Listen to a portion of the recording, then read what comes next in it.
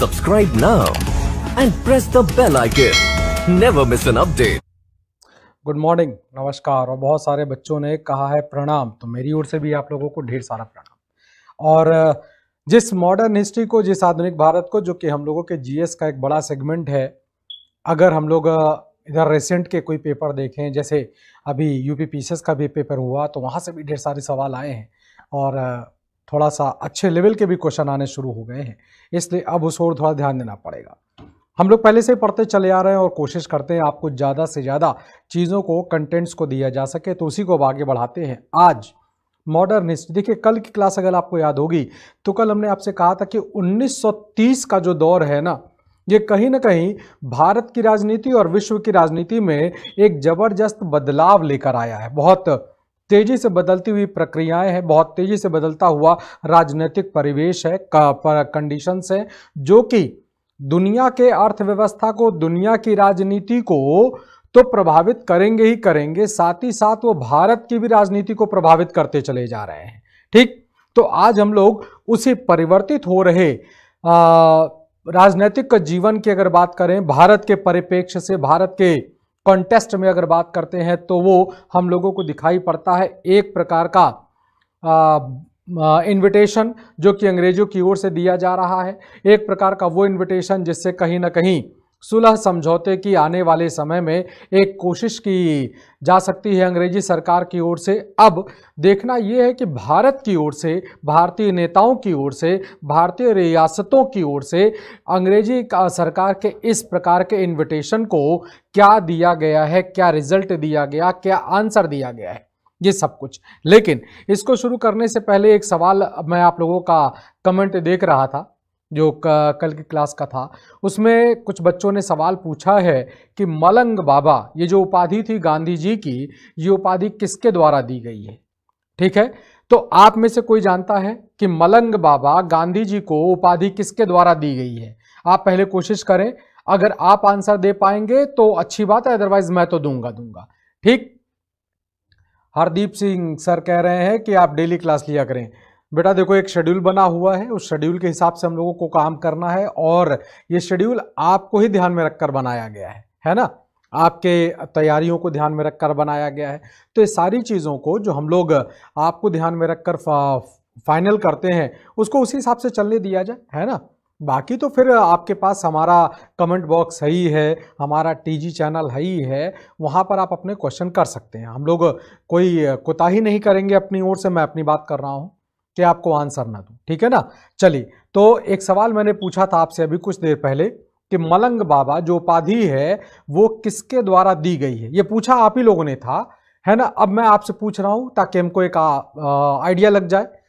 अच्छा, कुछ देखिए, कुछ बच्चों ने दिया भी है आंसर, जैसे हमारे साहिर साहब हैं, साहिर खान साहब, जिन्होंने आंसर दिया है खान अब्दुल गफ्फार खां। फिर प्रकाश जी ने आंसर दे दिया है कबीलाओं ने, यानी जो ट्राइबल्स हैं उनके द्वारा, ठीक है, कबायलियों ने। ठीक है सर, आज का टॉपिक क्या है? आज का टॉपिक बेटा शशि राउंड टेबल कॉन्फ्रेंस है, ठीक है ना, लिखा भी हुआ, देखो मैंने इसीलिए अभी पहले टॉपिक का स्क्रीन जो है वो चेंज नहीं किया है, आपके सामने ही रखा है ताकि आप लोग जोड़े तो हम लोग उस टॉपिक को बता सकें। ठीक, कोई दिक्कत वाली बात नहीं है। नहीं पता है पंकज, तो बेटा वो तो हम ही है ना फिर बताने के लिए आपको, ठीक है। पता है तो बताइए, नहीं पता तो उसके लिए घबराने वाली कोई बात नहीं, वो तो हम आपको बताएंगे ही बताएंगे। ठीक, चलिए अब हम लोग थोड़ा सा इस स्क्रीन को भी आगे बढ़ा लें ताकि लिखने में हमें आसानी हो और आपको दिखने में आसानी हो। ठीक है, देखिए सवाल जो पूछा गया था मलंग बाबा आप ही की ओर से, और जिसका जवाब भी आप ही में से कुछ लोगों ने दिया है, खान अब्दुल गफ्फार खां, ये भी दिया गया है। और दूसरी चीज, आप लोगों में से ही कुछ लोगों ने कहा साहब कबायलियों ने दिया हुआ है, बिल्कुल ठीक है, ये दोनों ही आंसर सही हैं। बस आपको ध्यान रखना है इस बात का कि हमारे ऑप्शन, जो क्वेश्चन आता है ना, उसके ऑप्शन में क्या क्या है। ठीक, जैसे हम लोग बात करें अगर, तो इसे यानी मलंग बाबा जो उपाधि है, ये उपाधि दी गई है नॉर्थ वेस्ट, उत्तरी पश्चिमी सीमा प्रांत, जो कि आजकल पाकिस्तान वाला इलाका हो जाता है। उत्तरी पश्चिमी सीमा प्रांत के जो कबीला के लोग हैं ना, जो ट्राइबल्स लोग हैं उन्होंने ये उपाधि दी हुई है। ठीक, अच्छा, कुछ किताबों में लिखा हुआ है, गलत नहीं लिखा हुआ है, कुछ किताबों में लिखा हुआ है खान अब्दुल गफ्फार खां, तो कोई दिक्कत नहीं है। खान अब्दुल गफ्फार खां जिन्हें उपाधि बादशाह खान की दी गई है, जिन्हें फ्रंटियर गांधी भी कहा जाता है, वो भी इसी इलाके से ताल्लुक रखते हैं। इसीलिए कुछ जगहों पर आपको ये नाम मिलेगा, ये ऑप्शन मिलेगा, और कुछ जगहों पर खान अब्दुल गफ्फार खां मिलेगा। ठीक, अब जब भी ये सवाल पूछा जाएगा तो ऑप्शन देख लीजिएगा, ऑप्शन में क्या है उसको आप आंसर करिएगा। ठीक है ना, ऑप्शन देख कर करिएगा, जल्दीबाजी में बिल्कुल मत करिएगा। हाँ, अच्छा, 16 साल के उस बच्चे का क्या नाम था? यह सही सवाल है। शायद बेटा अभी तो नहीं याद आ रहा है, मैं आपको इसका आंसर कर दूंगा, मैंने इस सवाल को नोट कर लिया है, मैं इसका आंसर आपको कर दूंगा। ठीक है, आप एक बार चाहो तो मेरे कमेंट बॉक्स में, जो आप लोग कमेंट करते हो ना, उस कमेंट बॉक्स में सवाल डाल देना, मैं आपको वहां पर आंसर कर दूंगा। ठीक है, अभी एकदम से याद नहीं आ रहा है, एक लड़का है, मैं भी कल भी भूल गया था, आज भी इस वक्त याद नहीं कर पा रहा हूँ। ठीक है, तो मैं उसको आपको बता दूंगा। ठीक, उसको परेशान होने की जरूरत नहीं है। ठीक, बस आप हमको एक बार कमेंट बॉक्स में डाल दीजिएगा ताकि हम लोग उसको आगे याद कर सकें।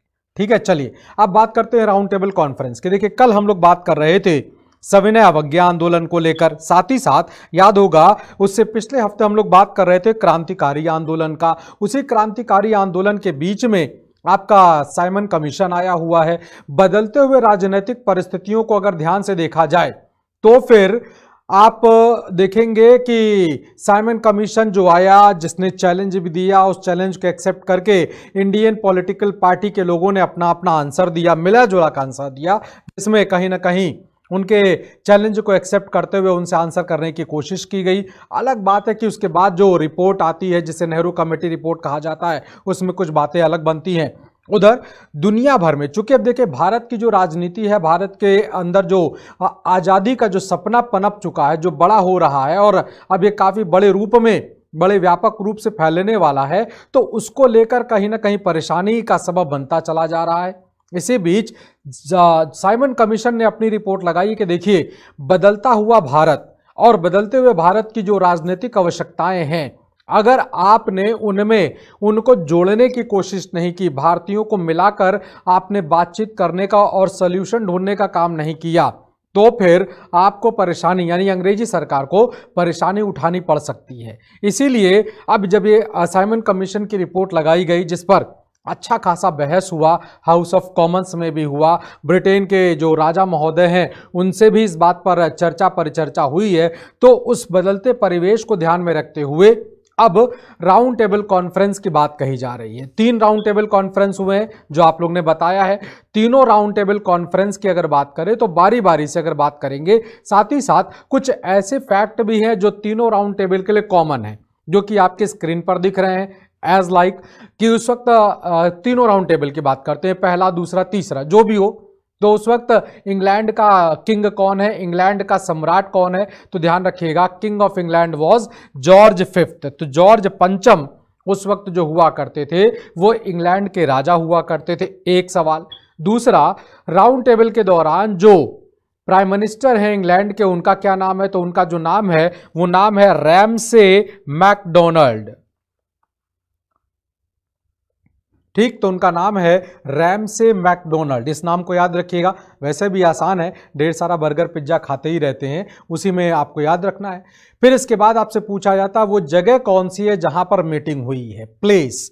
तो अगर प्लेस की बात करेगा तो ध्यान रखिएगा, ये वो महल है जो अंग्रेजी सरकार का, सरकार से मतलब यहां पर क्राउन से है, अंग्रेजी क्राउन का पुराना महल हुआ करता था। बकिंघम पैलेस बनने के बाद इस महल से शिफ्ट किया जा चुका है, तो वो है आपका सेंट जेम्स पैलेस, संत जेम्स का महल, जो कि लंदन में है। ये पहले ब्रिटिश क्राउन का निवास स्थान हुआ करता था, अब ये बदलकर बकिंघम पैलेस हो चुका है। ठीक है ना, तो वहां पर मीटिंग की जा रही है। राउंड टेबल नाम क्यों पड़ गया है, तो राउंड टेबल नाम इसलिए पड़ गया क्योंकि जो कॉन्फ्रेंस हॉल की मेज है उसका जो शेप है वो गोल है, इसीलिए राउंड टेबल नाम दे दिया गया है उस मेज के आकार के आधार पर। ठीक है ना, तो ये कुछ कॉमन फैक्ट है जो कि आपके तीनों राउंड टेबल को लेकर पूछे जाएंगे। चूंकि जो राजनीतिक परिस्थितियां हैं, जो पॉलिटिकल सिचुएशन है, जिसमें भारत के अंदर सिविल डिसोबीनियंस मूवमेंट शुरू हो चुका है, उन सारे बातों के दबाव में आते हुए अंग्रेजी सरकार अब इस पर काम कर रही है और अब उन्होंने फर्स्ट राउंड टेबल का डिक्लेरेशन कर दिया कि पहला गोलमेज सम्मेलन किया जाए।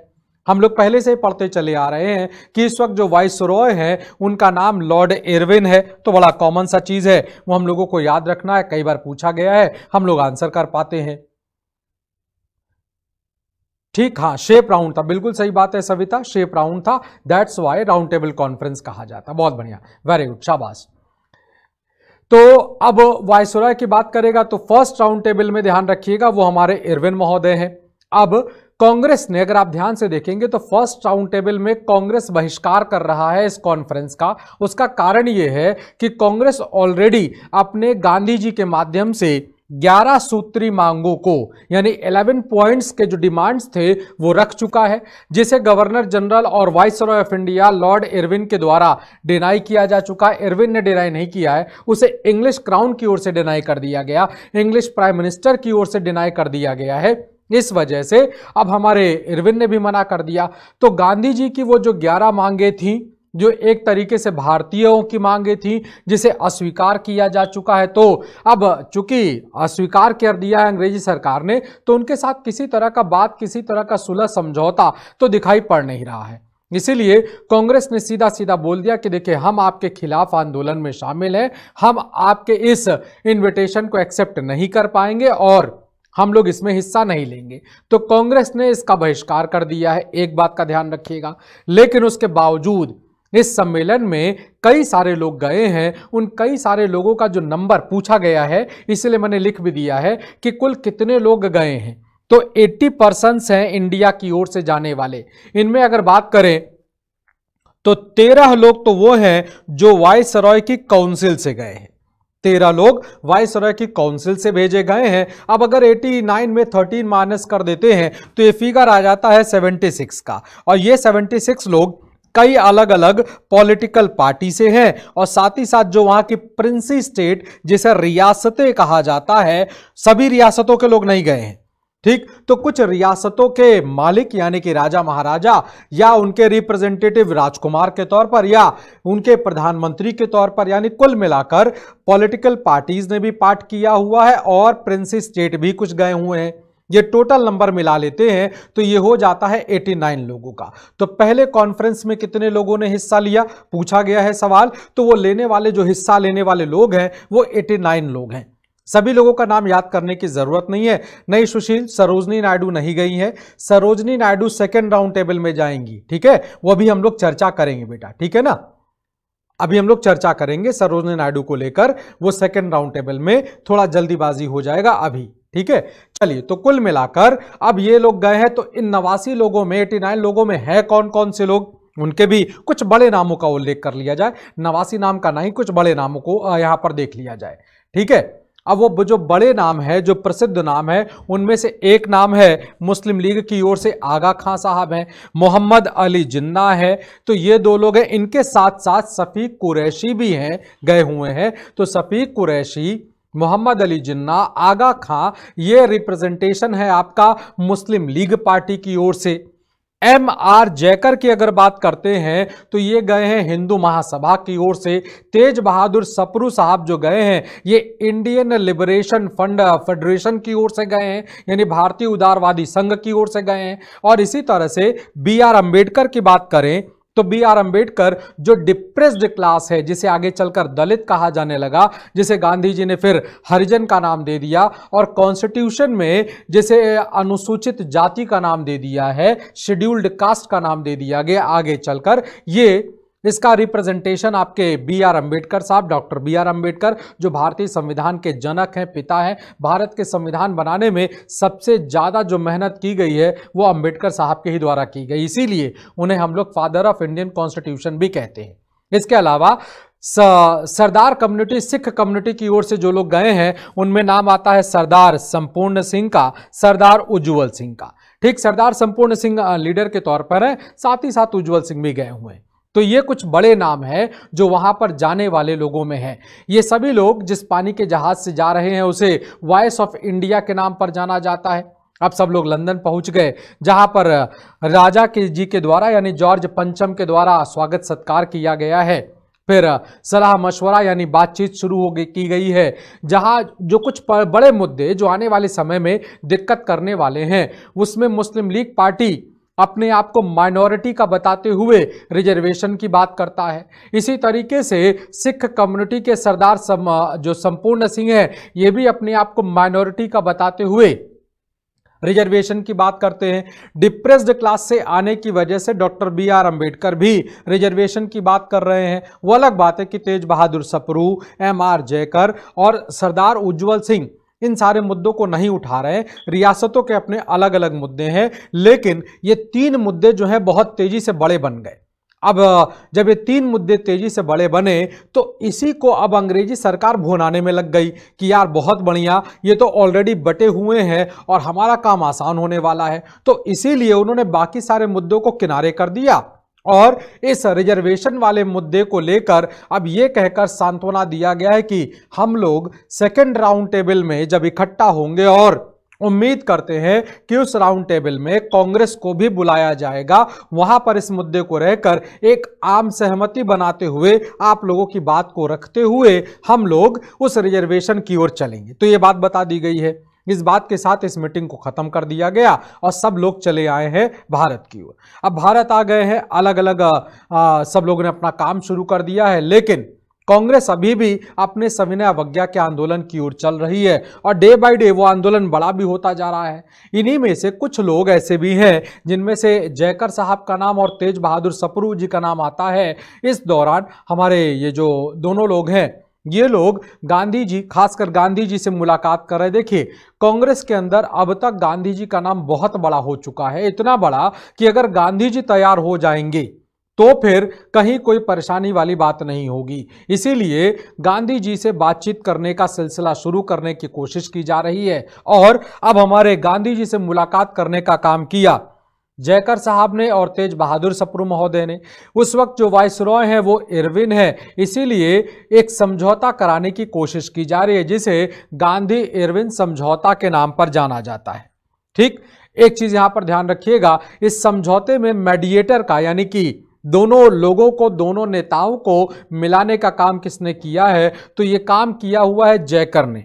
जयकर साहब का बड़ा योगदान है और उनके साथ तेज बहादुर सप्रू साहब भी जुड़े हुए हैं, लेकिन ज्यादा जो योगदान आता है वो जयकर महोदय का आता है। ठीक है, तो जयकर महोदय और तेज बहादुर सप्रू दोनों लोग मिल जाते हैं और दोनों लोग मिलकर गांधी जी से मुलाकात करते हैं, लॉर्ड इरविन से मुलाकात करते थे कि लॉर्ड इरविन से ज़्यादा परेशानी आने वाली नहीं है क्योंकि वहाँ पर ऑलरेडी अंग्रेजी सरकार का, अंग्रेजी हुकूमत का पहले से ही ऑर्डर पास आ चुका है, आया हुआ है, इसलिए वहाँ पर बहुत दिक्कतें नहीं हैं।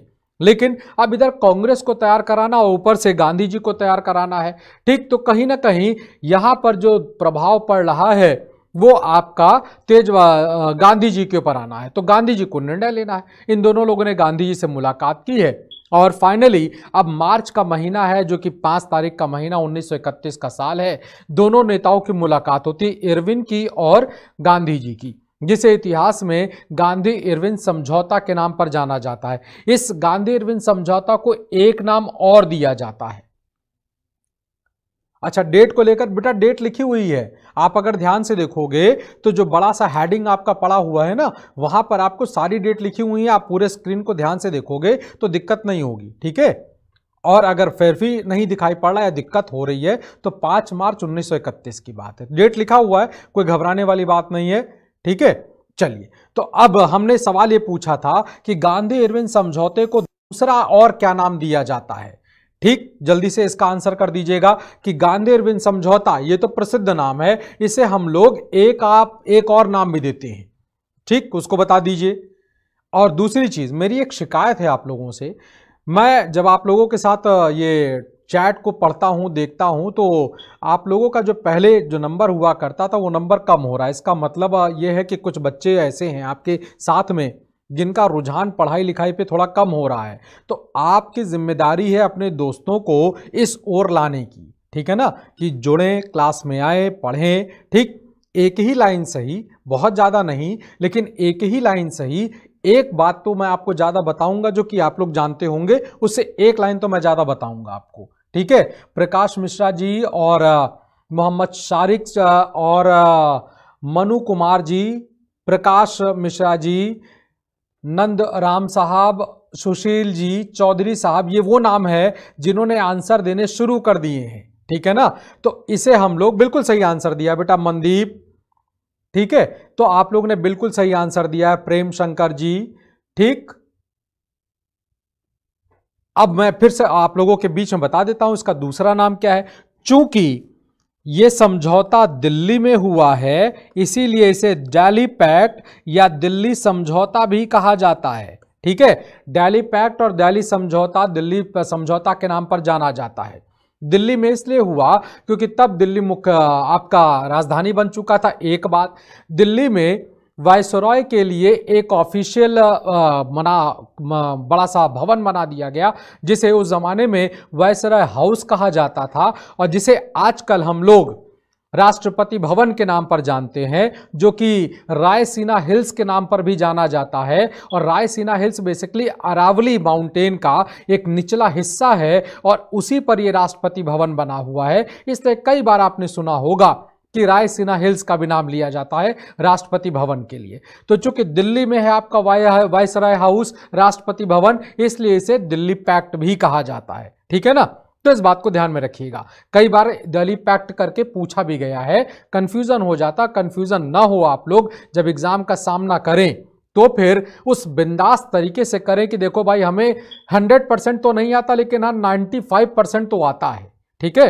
100% तो किसी को नहीं आ सकता, मुझे भी नहीं आ सकता, लेकिन हाँ 95% और 90% के बीच में तो जरूर आता है। और अगर हिंदू महासभा की स्थापना कब हुई है, ये प्रकाश जी का सवाल आ गया, बहुत बढ़िया। हिंदू महासभा की स्थापना मदन मोहन मालवीय जी के द्वारा 1915 के साल में किया गया है, ठीक है ना।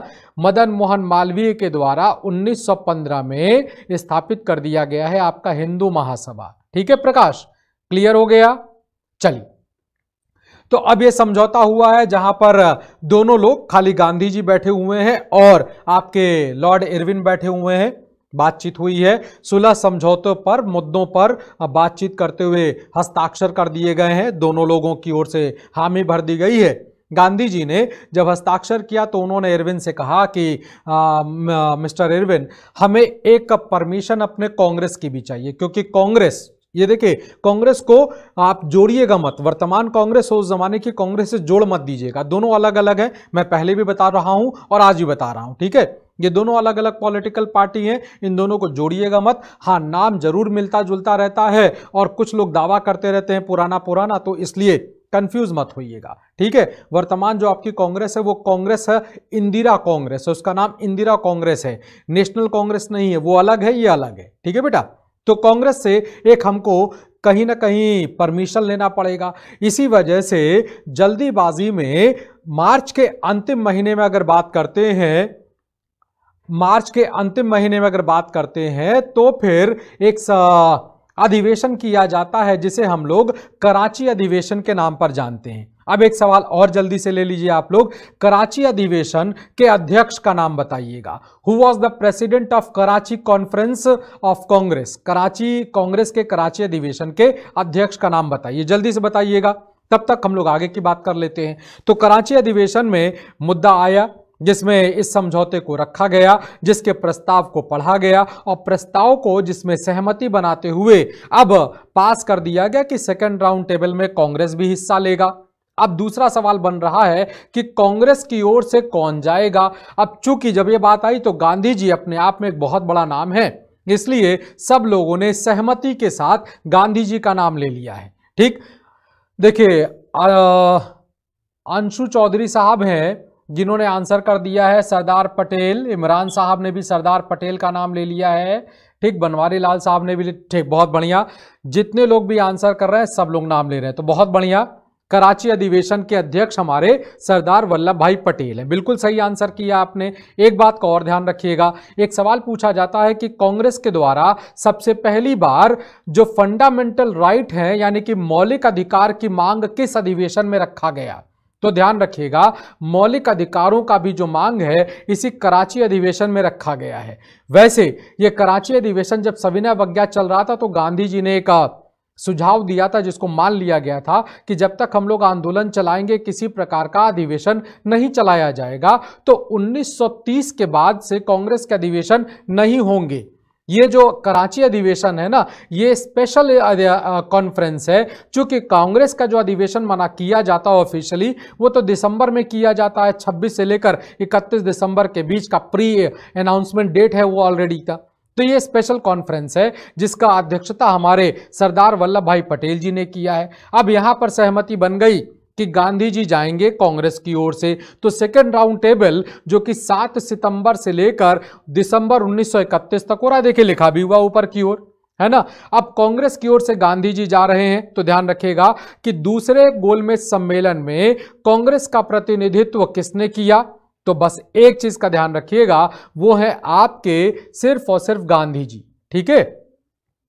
तो गांधी जी कांग्रेस का नेतृत्व कर रहे हैं। इसके साथ साथ अगर आप देखेंगे तो कुछ नए नाम, अगर पुराने नाम की बात करें तो आगा खां साहब, मोहम्मद अली जिन्ना, ये सब लोग गए हुए हैं, ठीक। उधर नए नाम की बात करें तो नए नाम में आपके गांधी जी ये जाने का काम कर रहे हैं। साथ ही साथ अभी देखिए कुछ देर पहले आप लोगों में से किसी ने आंसर किया था, मुझे नाम नहीं ध्यान आ रहा है इस वक्त, सरोजनी नायडू का।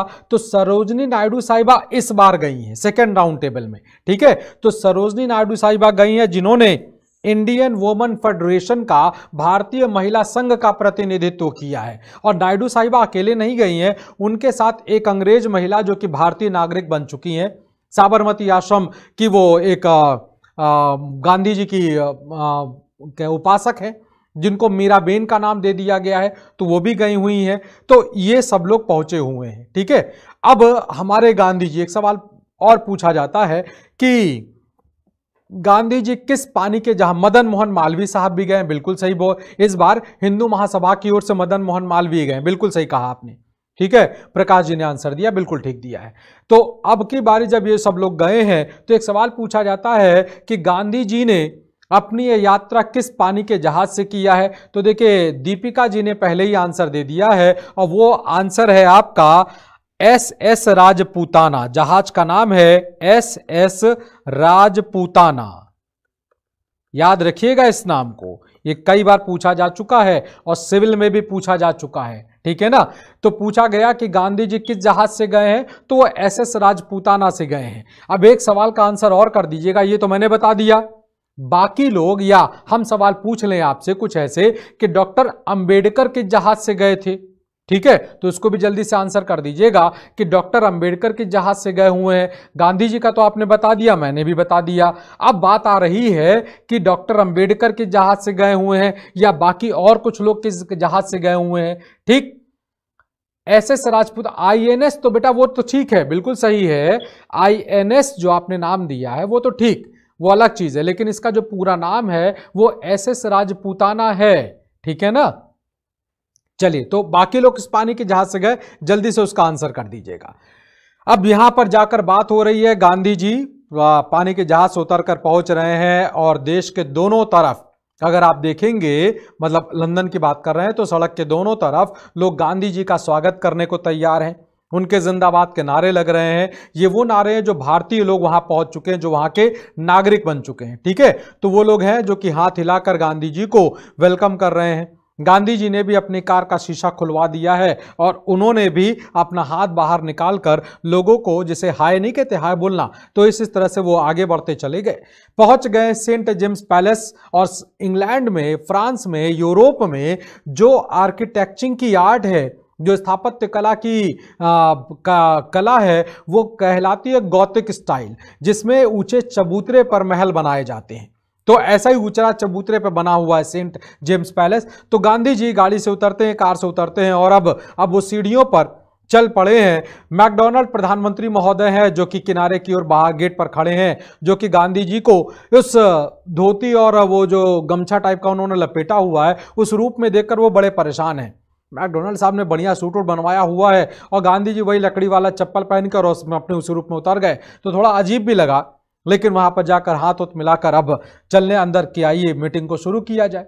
तो गांधी जी फिर वापस सीढ़ियों तक आए हैं और इसके बाद वो अपनी सीढ़ियों के अंतिम वाली सीढ़ी पर खड़े होकर अपने भारतीय साथियों की ओर आए हैं और उन्होंने कुछ नहीं, मुस्कुराते हुए एक विक्ट्री साइन दे दिया है और विक्ट्री साइन देकर वो अंदर की ओर चले गए हैं।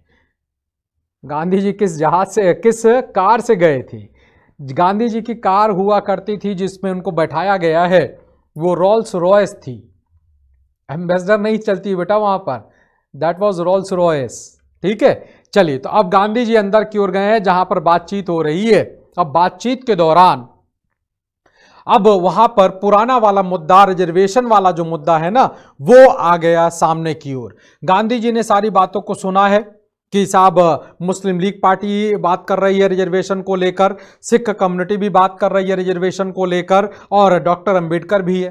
अब जब ये मुद्दे आए तो गांधी जी से कहा गया अब आप अपने आंसर बताइए। तो गांधी जी ने अब अपना आंसर देना शुरू किया है कि देखिए, मैं अगर आगा खां साहब की बात करता हूं, बहुत बड़े नेता हैं, बहुत सीनियर लीडर हैं, बहुत सम्मान है इनका, लेकिन मैं इस बात का बस एक सवाल इनसे पूछना चाहूंगा कि अगर भारत में, जैसा कि इनका आरोप है, वो अगर गलत है, मतलब जो आरोप लगा रहे हैं हम लोगों के ऊपर या कांग्रेस के ऊपर धर्म को लेकर, अगर वो सही है इनका आरोप, तो ये बताइए कि इनकी पार्टी में मुसलमानों की संख्या कम क्यों और कांग्रेस में मुसलमानों की संख्या ज्यादा क्यों? और सिर्फ यही क्यों कह रहे हैं जो कि क्षेत्र विशेष से आते हैं, बाकी पूरे हिंदुस्तान का तो मुसलमान हमारे साथ में है। अब जब ये बात कही गई तो आगा खां साहब और मोहम्मद अली जिन्ना साहब के पास फिलहाल कोई आंसर तो है नहीं। फिर बात आती है जो सरदार संपूर्ण सिंह है कि सरदार संपूर्ण सिंह भी अपने आप को माइनॉरिटी का कहते हैं। तो हमारे गांधी जी ने आंसर किया कि देखिए ऐसा नहीं है, इन्होंने आपके सामने बात रखी और फिर उन्होंने जाकर इस मुद्दे को दिल्ली में भी रखा हुआ है। और जब दिल्ली में रखा गया, अच्छा सवाल दीपिका जी ने पूछ लिया बाकी लोग किस जहाज से गए थे, तो परेशान मत होइए, नाम हम आपको पहले बता चुके थे। बाकी लोग फिर उसी जहाज से गए जिससे पहले गए थे, जिसे वॉइस ऑफ इंडिया के नाम पर जाना जाता है। ठीक है ना, बस खाली आपको अटेंटिव होने के लिए मैंने सवाल पूछा था। वॉइस ऑफ इंडिया, दो जहाज SS राजपूताना और वॉइस ऑफ इंडिया गए हैं यहां पर। ठीक, गांधी जी राजपूताना जहाज से गए हैं, अंबेडकर साहब वॉइस ऑफ इंडिया से गए हुए हैं। तो कुल मिलाकर अब सब लोग पहुंच गए। गांधी जी अपना आंसर दे रहे हैं। संपूर्ण सिंह का आंसर दिया कि साहब देखिए, सरदार सिख कम्युनिटी के लोगों ने ही इनके प्रस्ताव को खारिज कर दिया है, यानी इनका प्रस्ताव वहां पर न सुना जा रहा न माना जा रहा है। अगर मैं गलत हूं तो संपूर्ण सिंह साहब सामने है, आंसर कर दें। उनको भी कहीं का आंसर कहां से कर पाएंगे, इसलिए क्योंकि मना किया जा चुका था, इस तरह की फालतू बेतुकी की बातें मत किया करो। और अकाली दल जो आज एक पॉलिटिकल पार्टी है, उसने कहीं ना कहीं काफी जबरदस्त आंसर किया था और संपूर्ण सिंह के इस प्रस्ताव को खारिज करवा दिया था। डॉक्टर अंबेडकर को कॉन्शियस होते हुए गांधी जी ने कहा कि डॉक्टर अंबेडकर साहब बहुत पढ़े लिखे आदमी, हाईली एजुकेटेड मैन, और इस प्रकार का एजुकेटेड मैन, इस मतलब इतना पढ़ा लिखा आदमी, इसके लिए मेरा जो सम्मान है वो बहुत ज्यादा है। लेकिन मैं अंबेडकर साहब से सिर्फ इतना कहना चाहता हूं कि जो कुरीतियां हैं हमारे समाज में, जो कमियां हैं हमारे समाज में, जो हमारे पूर्वजों के द्वारा दी गई हैं, मैं उनकी बातों से बिल्कुल इत्तेफाक रखता हूं। I am agree with him. मैं इनके साथ बिल्कुल सही कह रहे हैं कि साहब व्यवहार बुरा रहा है हमारे पूर्वजों का एक समुदाय के साथ, लेकिन क्या वो गलती जो पूर्वज कर रहे हैं उसे आगे लेकर जाया जाए, और क्या उसके लिए इस प्रकार का जो प्रस्ताव रखा गया है डॉक्टर अंबेडकर के द्वारा वो कर सकते हैं? नहीं हो सकता है। इसको खत्म करने के लिए, इस कुरीति को खत्म करने के लिए आप जैसा पढ़ा लिखा व्यक्ति हमारे साथ मिलकर अगर हाथ में हाथ और कंधे से कंधा मिलाकर चलेगा तो इस सामाजिक कुरीति को हम दूर कर सकते हैं, और जल्दी दूर कर पाएंगे बनस्पत इसके कि हम आरक्षण फारक्षण की बात करें। इसलिए मैं अंबेडकर साहब से सिर्फ इतनी अपील करूंगा कि वो साथ में आए और इस कमी को दूर करने में मदद करें। और ये कमी सिर्फ इसलिए क्योंकि शिक्षा की कमी, एजुकेशन का कमी वजह से ये बातें आ रही हैं। एजुकेशन बढ़ा दिया जाएगा, काम बन जाएगा, लोगों के अंदर की इस कुरीतियों को दूर कर दिया जाएगा। तो इस बात के साथ गांधी जी ने अब उस बीच से ही मीटिंग छोड़ दिया है, लौट आए हैं। लौटने के लिए जिस पानी का जहाज की प्रयोग किया है गांधी जी ने, उसे वासंटियाना के नाम पर जाना जाता है। ये इटली का पानी का जहाज है जिससे लौट कर आए हैं। इधर सेकेंड राउंड टेबल के दौरान जो है, जो भारत के वाइसरॉय हैं उनको बदल दिया गया है। इस दौरान जो भारत का वाइसरॉय है उसे लॉर्ड वेलिंगटन कहा जाता है, चाहे तो लिख लीजिएगा, वैसे पता होगा आप लोगों को, आप सभी बहुत होशियार बच्चे हैं। तो लॉर्ड वेलिंगटन है इस वक्त भारत का वाइसरॉय। जैसे ही पहुंचे हैं गांधी जी भारत के बेयड बंदरगाह पर, उन्हें गिरफ्तार कर लिया गया है और जब वो जीप पर बैठकर जाने लगे हैं जेल की ओर, तब उन्होंने उसी खुली हुई जीप पर खड़े होकर पुलिस के अधिकारी से कहा कि साहब हमको थोड़ा सा 2 मिनट अपने साथ के लोगों से बात करने को दिया जाए, मौका दिया जाए। तो ये बात ठीक है, आप बोल लीजिए। तो उन्होंने कहा, गांधी जी ने कहा कि देखिए मैं लंदन गया और लंदन से आया, लेकिन इस पूरी प्रक्रिया के दौरान मैंने भारतीयों के मान सम्मान से किसी प्रकार का कोई समझौता नहीं किया है। मैंने भारतीयों के गर्दन को झुकने नहीं दिया है, उसे मैंने ऊंचा ही रखा है। फिर विक्ट्री साइन दिया और जीप आगे चल पड़ी है। जब यह स्टेटमेंट आया तो लॉर्ड वेलिंगटन ने एक बड़ा क्रूअल स्टेटमेंट दिया कि इस दुनिया में जो एक सुंदर सा बगीचा है, ये दुनिया जो एक सुंदर सा बगीचा है, उस सुंदर से बगीचे, उस सुंदर से गुलाब के फूल में जो कांटा है वो गांधी है। अगर इस दुनिया को और इस बगीचे को और इस गुलाब के फूल को सुंदर बनाना है तो इस कांटे को निकालना पड़ेगा। ये कांटा निकल गया, ये बगीचा अपने आप सुंदर हो जाएगा। बहुत ही अजीबोगरीब और बहुत ही खराब स्टेटमेंट है। इस स्टेटमेंट ने देश को फिर एक बार झोंक दिया है उस आग में जो कि सविनय अवज्ञा के नाम पर जाने वाला है। रीस्टार्ट किया गया, लेकिन उसका कोई बहुत ज्यादा फायदा नहीं मिल पाया क्योंकि बड़े बड़े नेताओं को गिरफ्तार करके जेल में डाला जा चुका था।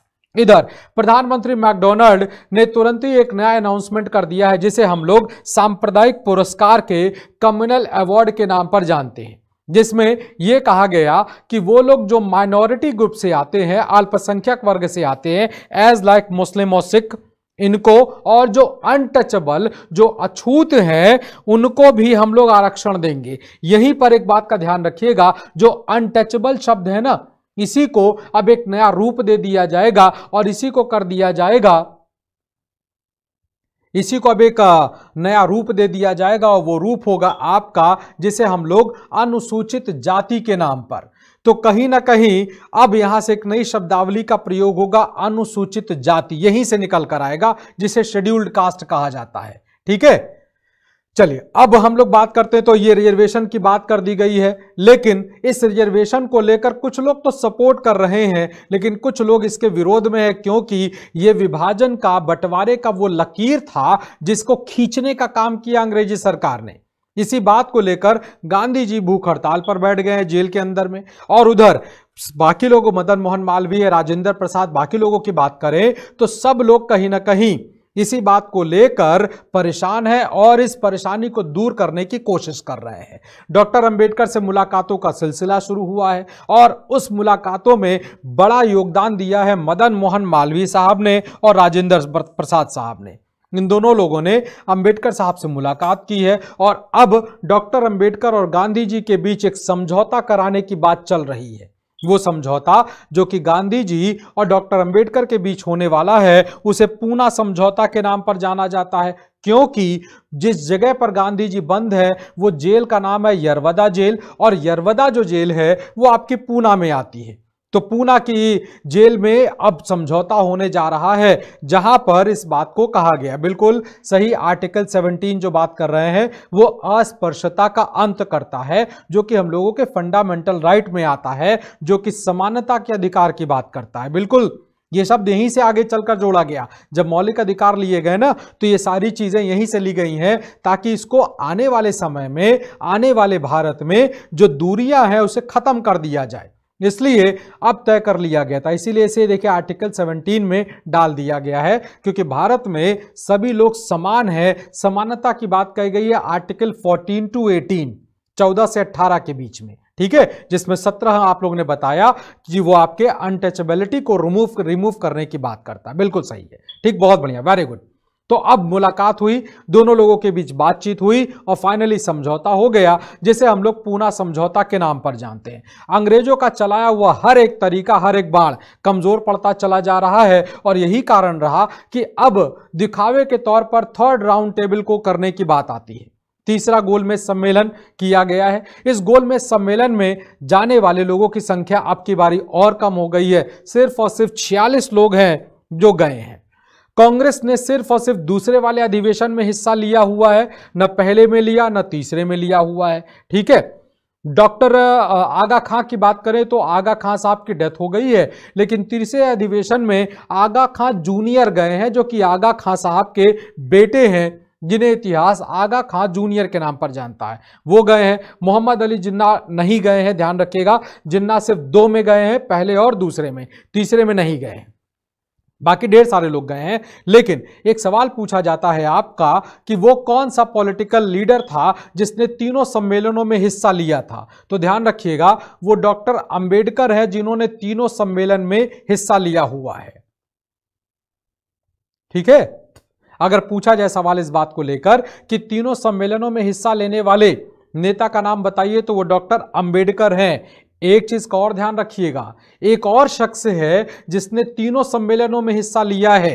बता सकते हैं कि डॉक्टर अंबेडकर के अलावा वो कौन है जिसने तीनों सम्मेलन में हिस्सा लिया है? जल्दी से बताइए, जल्दी से बताइए। डॉक्टर अंबेडकर के अलावा वो कौन व्यक्ति है जिसने तीनों सम्मेलनों में हिस्सा लेने का काम किया है? क्योंकि 2 लोग हैं, 2 नाम आते हैं।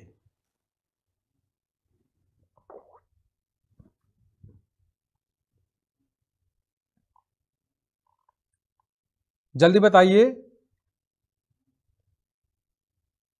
डॉक्टर अंबेडकर के लिए बहुत बढ़िया। देखिए, अरिश्का जी ने आंसर दिया है, ठीक है। चौधरी साहब ने आंसर दिया है, ठीक है, बहुत बढ़िया। चलिए, कई लोगों ने आंसर दे दिया है।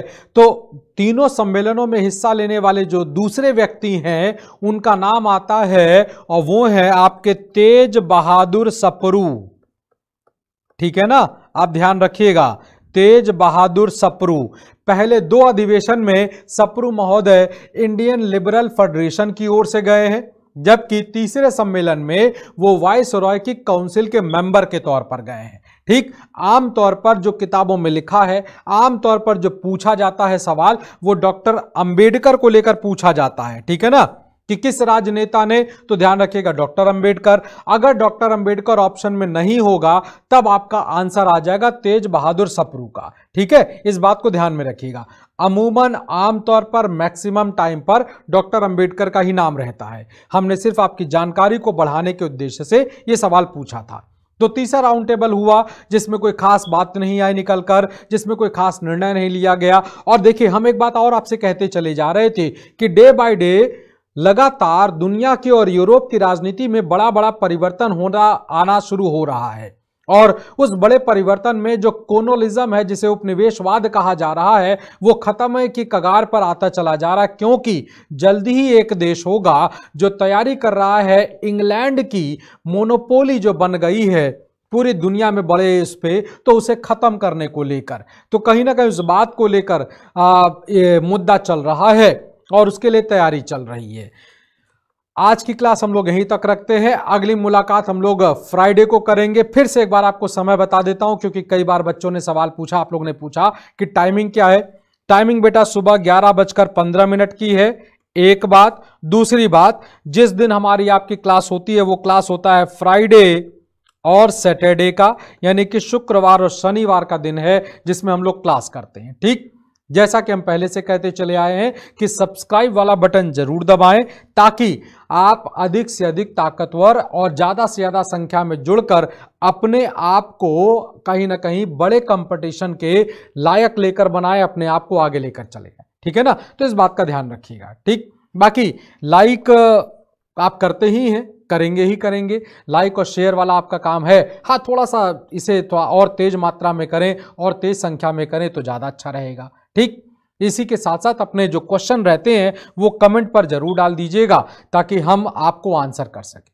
ठीक है, अभी आगे की जब क्लास करेंगे तो वहां पर हम लोग हिटलर के बारे में चर्चा बिल्कुल करेंगे। ठीक है, उसके लिए बिल्कुल परेशान मत होइएगा। तो आज के लिए इतना ही, बहुत बहुत धन्यवाद, थैंक यू, नमस्कार। Subscribe now and press the bell icon. Never miss an update.